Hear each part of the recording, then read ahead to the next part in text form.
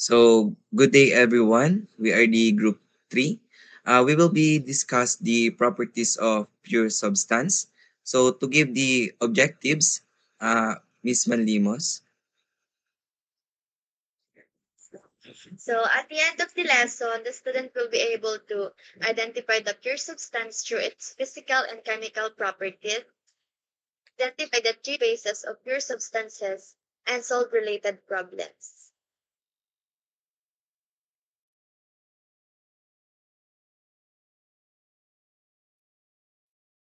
So hello, I'm Priscilla Goyala. And I'll gonna be discuss the pure substance. So a substance that has a fixed chemical composition throughout is called a pure substance. So yung pure substance doesn't have to be of a single chemical element or compound. However, a mixture of various chemical elements or compounds also qualifies as a pure substance as long as the mixture is homogeneous. So to simply define pure substance, it is a materials made of only one type of particle with a fixed composition and consistent properties. And yung mga example nun is water, gold, and oxygen. So next slide. Matatawag na pure substance, example nun is kapag yung mixture of a liquid and a water vapor. Tapos naman, kapag yung mixture of liquid and gaseous air, yun yung hindi pure substance. So, nasabi ko nga kanina yung mga example nun, and ito pa yung mga example na iba. Yung water, mixture of liquid water and water vapor, carbon dioxide, nitrogen, mixture of gases. So, the phase of pure substance. So, the substances exist in different phases. Yun yung solid, liquid, and gas. Yun yung mga phases ng pure substance. So, the phases of pure substance refer to the distinct states in which it is exists based on the temperature and the pressure. So, it can exist in different phases under variation of condition. So, yung solid liquid gas is matatakal pa sa next slide. Yan. Hello po ulit. It's me again po, Hazel Mandimos. And yung meron po tayo ditong three principal phases, which is the solid, liquid, and gas. Familiar man na 'to sa'tin kasi parang ilang beses man na 'to sa'tin diniscuss and sa chemistry siguro last sem, first sem. So 'di ba kapag solid alam natin na yung mga particle niya is ano malalapit sa isa't isa, close sila tapos parang sa isang lagayan close sila tapos, mahirap gumalaw. And then yung liquid naman magkakasama sila pero meron pa ring mga space tapos nakakagalaw sila. And then yung gas naman, yun yung mga particle niya ay malalayo sa isa't isa. So, pa-next po. So, ito nga, there are many particle situation where two phases of pure substance coexist in equilibrium. Example, water exists as a mixture of liquid and vapor in the boiler. Solid. So, ayun, yung sabi ko kaganina, solid, strong molecular band, liquid, intermediate intermolecular bands, and gas, weak siya. Kasi, di ba yung solid, since magkakasama sila, syempre malakas sila. And then yung liquid naman, intermediate siya. And yung gas, kasi ayun nga, di ba, magkakalayo yung mga particle niya. Kaya yung gas, yung weak intermolecular band. So, next. So, ito naman sa phase, itong picture na 'to pinapakita na yung yung pagbabago, yung phase change. Itong state 1, solid pa siya. Tapos nag-add tayo ng heat, yung solid, ano na siya, parang pa-melt naman, pa-liquid. And then yung third naman, liquid na yung liquid na siya. And then yung state 4 naman, liquid papunta na siya sa gas. And then yung state 5 naman, ano na siya, 100% gas. So, yun lang. So, my name is Ezekiel John. I'm gonna discuss ko yung illustration ng constant pressure heating process where ang pressure daw natin ay keep constant at 180 atm. From the starting point, nakikita natin na yung substance daw natin ay nasa compressed liquid state. Meaning, heat is being added. Yung nakita natin yung temperature niya from 20 naging to 100.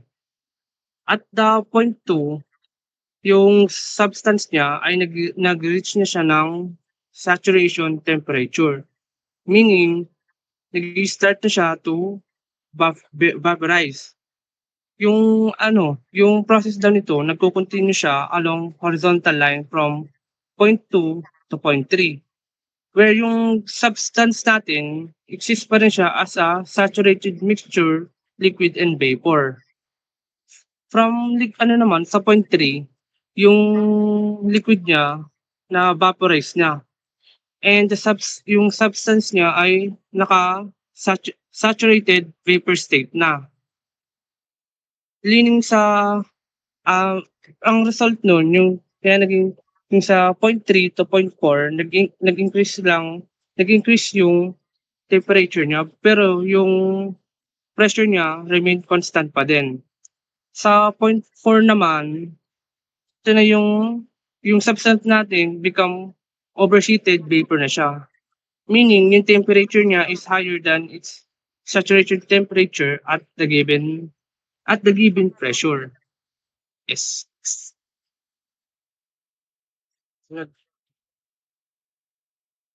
Sa ito naman, yung makikita natin yung graphical representation ng relationship daw between temperature and pressure as a saturated condition where is it called vapor pressure curve.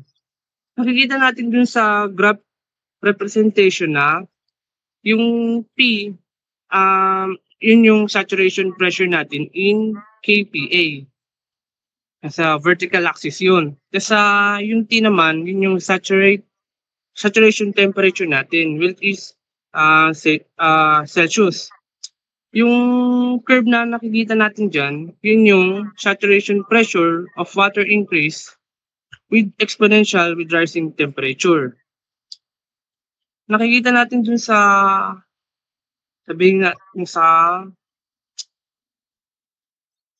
yung sa curve, example na lang. When yung T natin, nag-start siya from 0, tapos nag-equal siya sa 0.6 kph. Tapos yung sunod, when yung nag-rise na siyang 100, meaning yung saturation pressure niya naging 101 na, which is yung boiling point na ng standard atmospheric pressure. Pag sa naman, let's say sabihin natin yung saturation pressure niya nag-increase ng significantly sa 300, magiging equal siya sa 8,000 kph. Yun lang.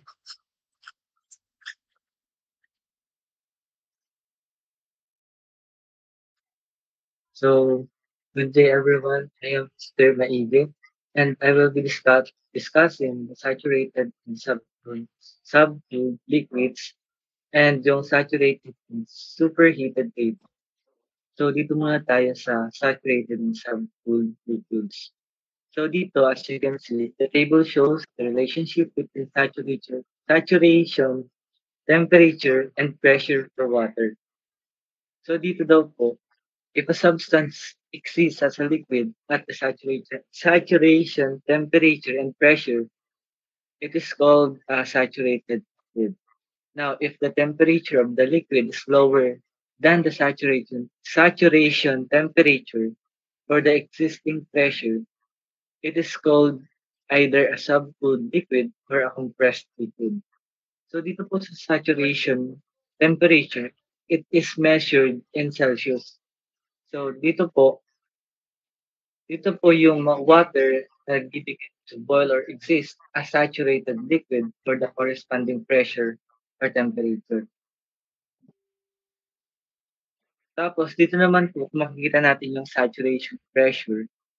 Kung ano po yung bawat saturation pressure may corresponding po siya na temperature, which is its boiling point or its boiling point.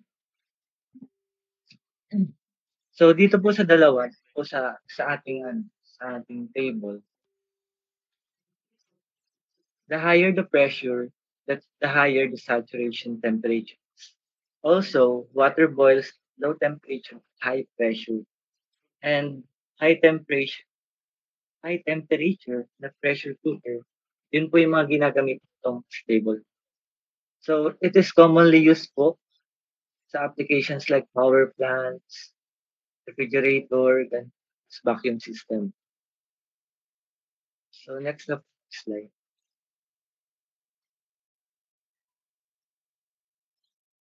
Dito naman po tayo sa saturated and superheated vapor. So at this state po, the vapor is on the verge of condensing back to liquid. Sabi po kanina, sinabi kanina, Manlinos, it coexists in equilibrium when it is in liquid phase. So dito po, if a substance exists entirely as vapor, saturation temperature, it is called saturated vapor. Now, when the vapor is at temperature greater than the saturation temperature, it is said to exist as superheated vapor. And the pressure and temperature of the superheated vapor are independent properties, since the temperature may increase while the pressure remains constant. So, ang mga applications po nito is ginagamit po minsan sa mga low energy systems tulad po ng dryer, heater, yung mga low energy lang. And yung superheated vapor naman po, minsan ginagamit siya sa turbines, engines, and industrial systems kung saan yung mas malalaking energy, higher end or efficiency are required. So, ang pagkakaiba naman po nito, ang pagkakaiba po ng saturated vapor at ng superheated vapor, when it comes to temperature, saturated vapor is equal to saturation temperature, while the superheated vapor is higher than the saturation temperature. In phase property naman, saturated vapor equilibrium exists with liquid phase, while superheated vapor naman po exists only as a vapor without liquid. So dito po tayo sa saturated superheated vapor. As you can see in the table, parehas lang po siya dun sa saturated and supercooled vapors. Yung mga corresponding lang po siya ng mga values sa temperature and sa saturation pressure. So dito po, if substance exists entirely as vapor, at saturation temperature is saturated vapor. When the vapor is at a temperature greater than the saturation temperature, it is said to exist as superheated vapor. The pressure and temperature of a superheated vapor are independent properties, since the temperature may increase while the pressure remains constant.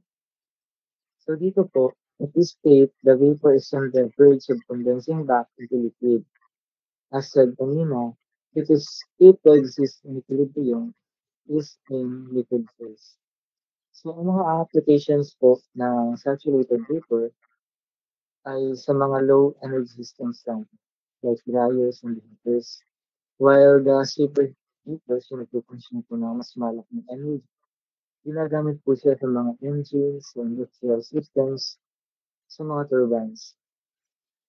So, ang pagkakaiba lang po ng saturated vapor and superheated vapor when it comes to different properties such as temperature, the saturated vapor is equal to saturation temperature, while the superheated vapor is higher than the saturation temperature.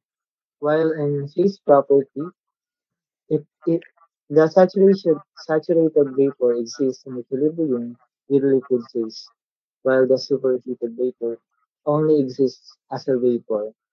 Also, sa ano po, it means na parang wala siyang liquid. In energy property, the saturated vapor um, uses lower energy, while the superheated vapor contains more energy. Yes. And lastly po, sa behavior property, saturated vapor um, has small heat removal process condensation, while superheated vapor can absorb more heat without condensation. Thank you. So good day everyone. I am Miss Jaime po, and let's get to know more about latent heat. So upon the definition, simply, latent heat is the energy released when something changes its form or state. For example, from solid to liquid or liquid to gas without changing the temperature. So paano nga ba hindi nababago ang temperature during this process? Latent heat does not change the temperature because the energy used, yung ginamit na energy, are only to break bonds between the molecules. So, where does the energy of the latent heat came from? The energy and latent heat comes from the surroundings or an external use that provides the heat necessary for the phase change. Additionally, in latent heat, energy is hidden because it's being used for transformation only, not to raise or to change temperature. Ito nga po yung sinabi kanina. This is why it is called latent heat, or meaning it is a hidden heat. So let's move on na to latent heat of fusion. So also, latent heat of fusion is the energy needed or released to change something from specifically solid to liquid or vice versa without changing the temperature. So this process occurs specifically when we're changing something from solid to liquid. And now let's move on to latent heat of vaporization. Next slide, please. So also, in the other hand, latent heat of vaporization is energy needed or released to change something specifically, this one naman from liquid to gas or vice versa without also changing the temperature. So I'll give one example of latent heat of vaporization. For example, drying clothes. The heat from the sun or the sun serves as the external source of the energy used in latent heat, helps liquid water in the fabric evaporate into gas. Ito na nga yung sinasabi ko na yung energy from the latent heat dun sa external use, ang ginagawa lang niya is only to break bonds or to break the molecules dun sa water na nasa fabric, making it to evaporate. Yun lang. Thank you. Next reporter, please. I'm Jerome Manzanilla, and i-discuss ko naman po yung quality. When a substance exists as part liquid and part vapor at saturated condition, its quality, or simply denoted as X, is defined as the ratio of the mass of the vapor to the total mass of both vapor and liquid. Ibig sabihin daw po, between temperature and pressure, merong liquid and vapor na nag-exist. Then, ang quality ang magsasabi kung ilang vapor ang nakapaloob dun sa saturation conditions. Quality is 0 for the saturated liquid and 1 for the saturated vapor. 0 is less than or equal to x, and x is less than or equal to 1. If the quality is 0, it means ang if the quality is 0, ibig sabihin daw po completely liquid. Tapos kapag ang value naman po ng quality is 1, it is fully vapor. Kapag in between ng 0.2 to 0.8, ibig sabihin mix po siya ng vapor and liquid. Next po. Example po. If the mass of vapor is 0.2 grams and the mass of the liquid is 0.8 grams, X, or the quality, is equal to mass of the saturated vapor, M sub G, all over total mass, or the mass of the liquid plus saturated vapor, ay mass ng saturated vapor, 0.2 all over 0.8 plus 0.2 is equals to 1 over 5 or 0.2. Ibig sabihin, mix po siya. Tulad ng sinabi ko po kanina na between ng 0.2 to 0.8. Sa percentage naman po, ibig sabihin, magiging 20% po siya, 20% vapor and 80% liquid. Next po.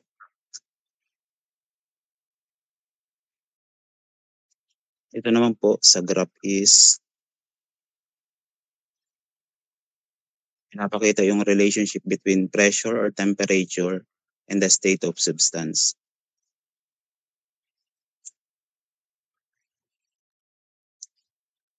Yung sa left side is the saturated liquid states. Then sa right side is saturated vapor states. And sa loob po is yung saturated vapor and saturated liquid. Then yung critical point. Sa saturated liquid states po, sa pinakadulo niya po, yung sa pinakababa, is yung, ibig sabihin, fully liquid siya. Then sa katulad din po sa kabila na doon sa saturated vapor, kapag nasa dulo siya, is fully vapor. Pag nag-angat na po siya na-meet niya na yung critical point, ibig sabihin, wala nang parang indistinguishable na po yung vapor and liquid. Ibig sabihin, hindi na po siya ma-identify. Parang equal na silang dalawa. Next po.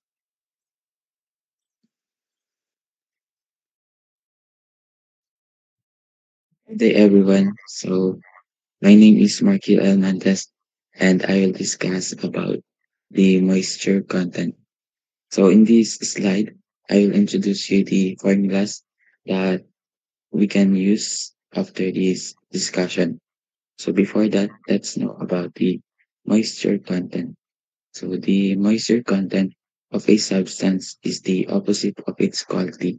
Moisture is defined as the ratio of the mass of liquid to the total mass of both liquid and vapor. In the context of pure substances, moisture content refers to the amount of water or the volatile liquids present in the substance, typically in the form of vapor or liquid within its structure.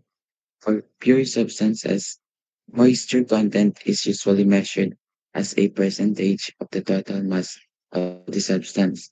For example, if a substance has a moisture content of 10%, it means that 10% of the mass of the substance is water and the remaining 90% is actual pure material.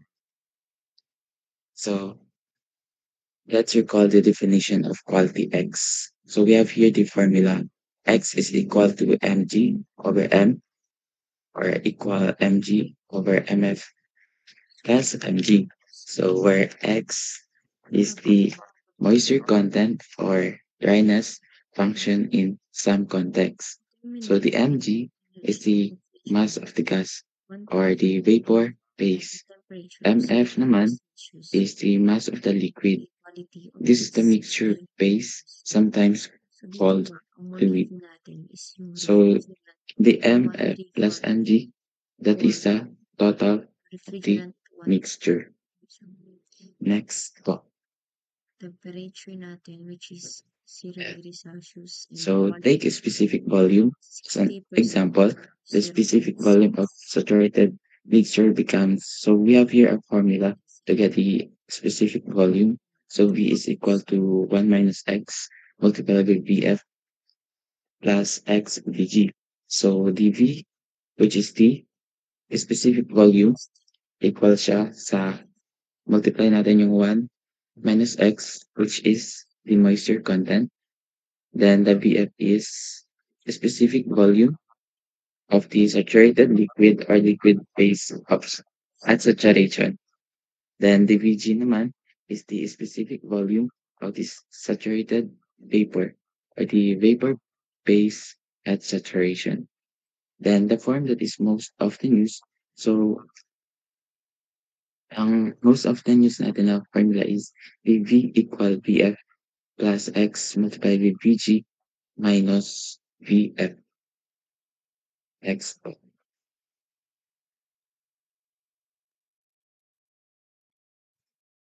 So let Y be an extensive property and let Y be a corresponding intensive property.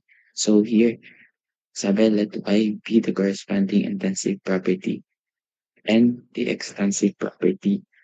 So in this case naman, this is Y is the specific property of the mixture.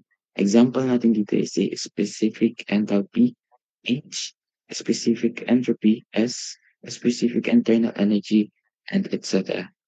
So the M naman is the total mass or the total mass of the mixture. While X, yun yung sinabi ko kanina, the quality or the dryness fraction. Yeah, then yung YF and YG, which is the specific property of the saturated vapor. Yun lang. So good evening, good day everyone. For the property table, for example, if the pressure and specific volume are specified, three questions are asked. For the given pressure, so let's say na we have a specific temperature na 95. So meron tayong corresponding saturation pressure which is 84.609. For the specific volume of saturated liquid, so nakikita naman natin dito yung mga value. So next po.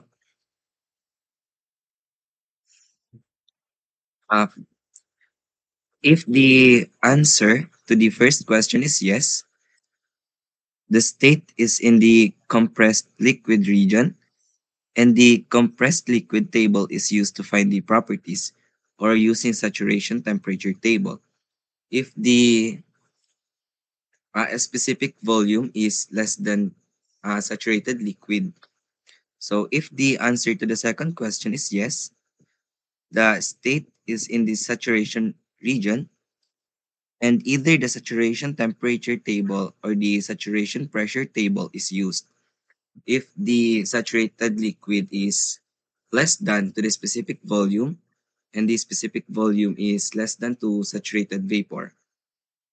So if the answer to the third question is yes, the state is in the superheated region and the superheated table is used. If the saturated vapor is less than to the specific volume. So next po.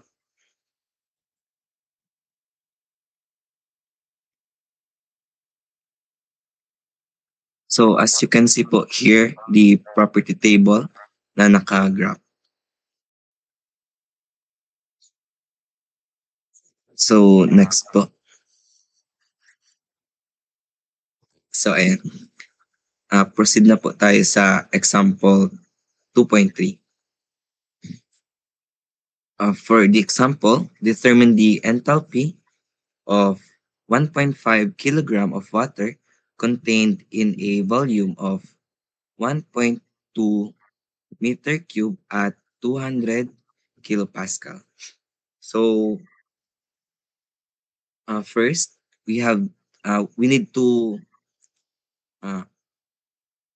to to get the given. Pero meron tayo ditong mass of water, which is 1.5 kilogram. Volume of water, we have 1.2 meter cube.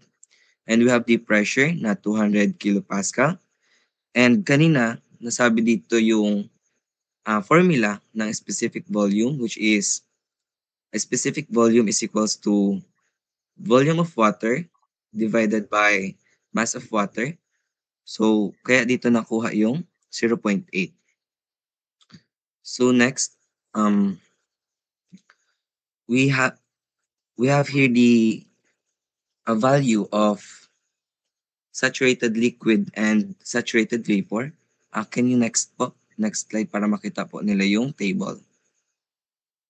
So here po, meron po tayo ditong pressure na 200 and then may corresponding values po siya sa specific volume. So available naman po itong table na ito online para makita nyo din yung corresponding values po within the pressure. So pakibalik po dun sa tanong. So dun po natin nakuha itong value ng saturated liquid, which is 0.001061 meter cube per kilogram, and the value of saturated vapor, which is 0.8858 meter cube per kilogram. So ito na yung mga tanong kung ano yung gagamitin. So if a specific volume is less than to the saturated liquid, so hindi siya. Sa pangalawa, if saturated liquid is less than to the specific volume and the specific volume is less than to the saturated vapor, so dun siya pumasok sa condition na yon. So to find the quality of the mixture, we have our formula.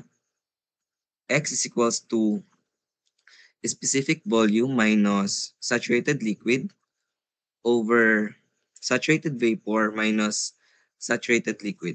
So ipa-plot lang natin yung mga value nito. So we have here the equivalent of quality of mixture, which is 0.903. So since ang hinahanap dito is yung enthalpy, we have the formula for the enthalpy, which is enthalpy is equals to enthalpy of saturated liquid plus X, which is yung quality of the mixture, times the latent heat of vaporization. So ipa-plug in lang ulit natin yung mga given na yan.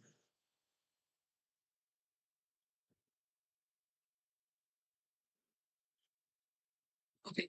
Nasa table din pala yung nadaanan na din natin kanina yung equivalent nitong HF tapos itong HFG. So i-input lang natin siya dyan together with the value of the quality of the mixture. So ayan, ipa-plug lang natin sila dyan. And then, pag na-calculate na natin, yun na yung enthalpy. Yun ang enthalpy. So yun yung makuha na. Ang enthalpy niya dito sa tanong na to is 2,492.7 kilojoule over kilogram. So, yes po. Next.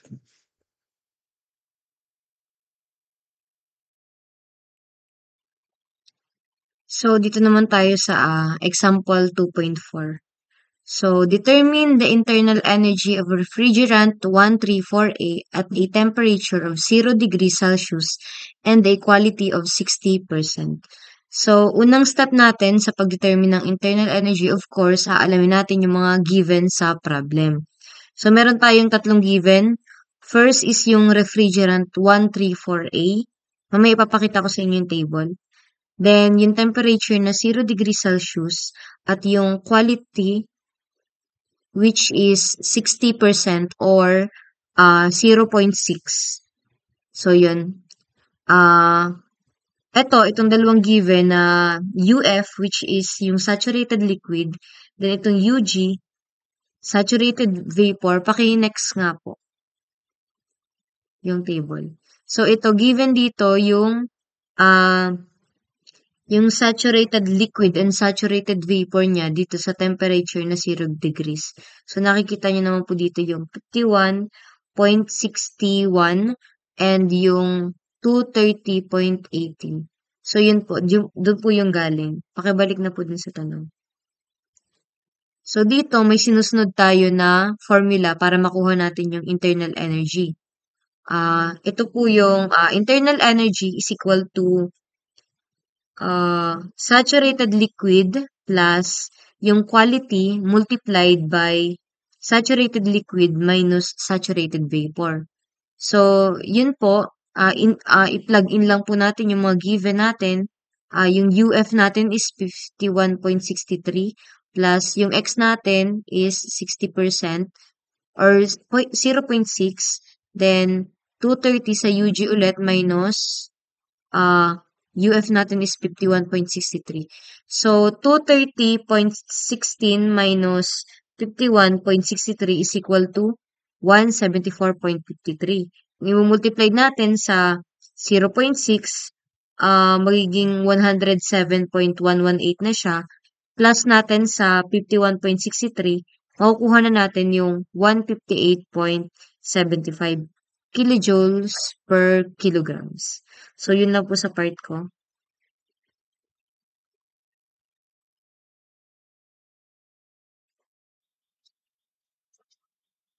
Hello guys. So, audible po ba ako? Audible po. Okay. Okay, so we're down on our last example. By the way, I'm Ina Marie Ibana and I'll be discussing or solving rather the example 2.5. Now here, consider the closed rigid container of water as shown. And the pressure is 700 kilopascal and the mass of the saturated liquid is 1.78 kilogram. And the mass of the saturated vapor is 0.22 kilogram. Heat is added to the water until the pressure increases to 8 MPa or megapascal. Now here we have to find the final temperature, the enthalpy, and internal energy of the water. Next slide po.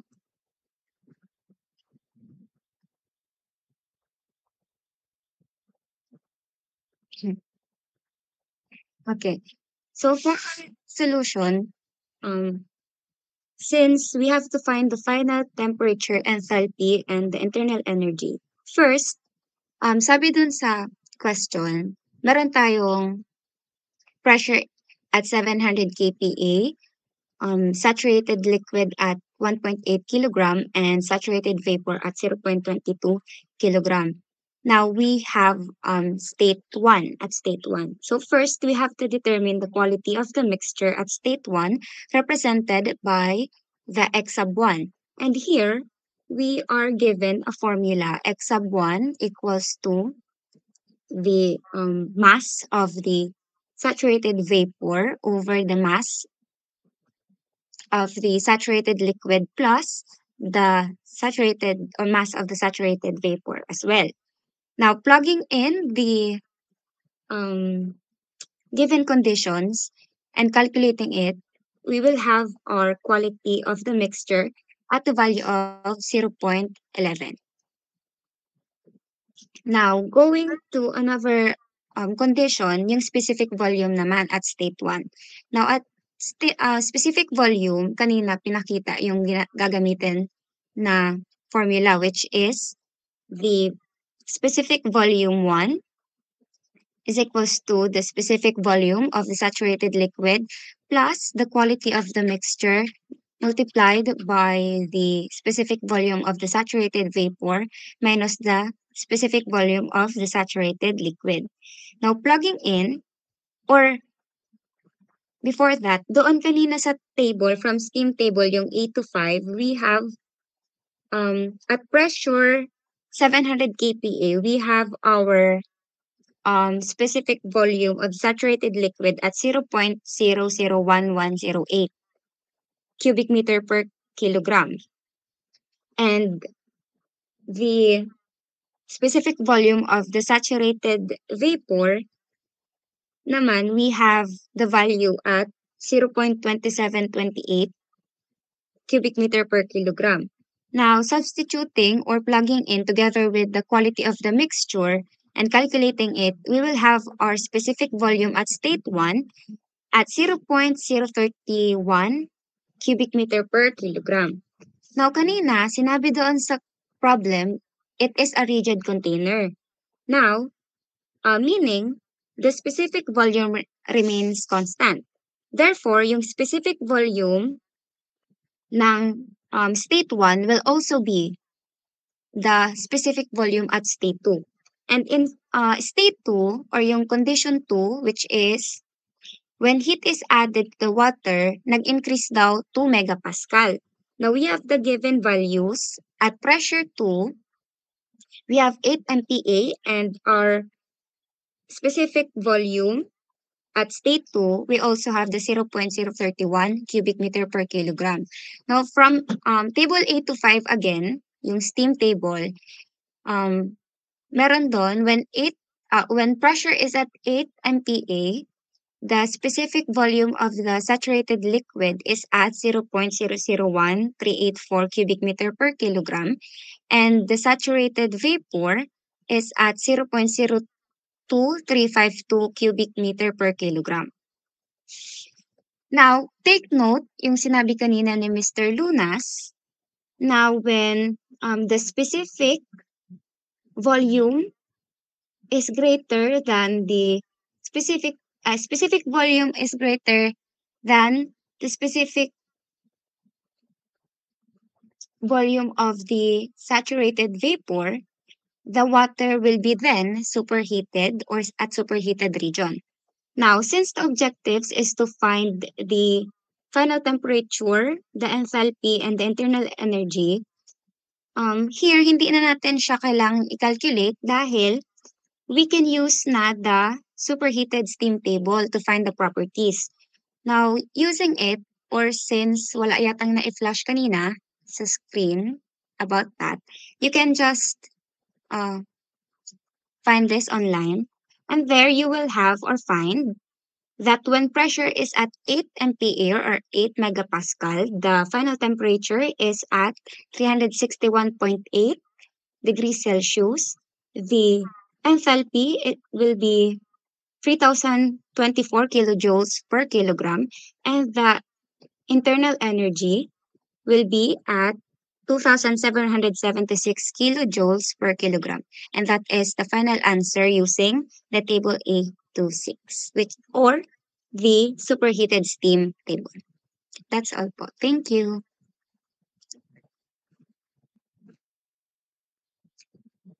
Okay, so to end the presentation, I hope you guys learn about the pure substance, and yun lang. And have a good day.